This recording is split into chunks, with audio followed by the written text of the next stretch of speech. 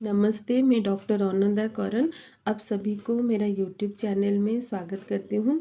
अगर सुबह उठते ही आपको 8-10 छींके आ जाता है, नाक से पानी निकलता है, नाक बंद हो जाता है और गले में खराश होती है, तो ये सब एलर्जिक राइनाइटिस का सिम्टम है। तो इसके लिए हमारे होम्योपैथी में एक बेस्ट होम्योपैथी मेडिसिन है साबरडीला 30।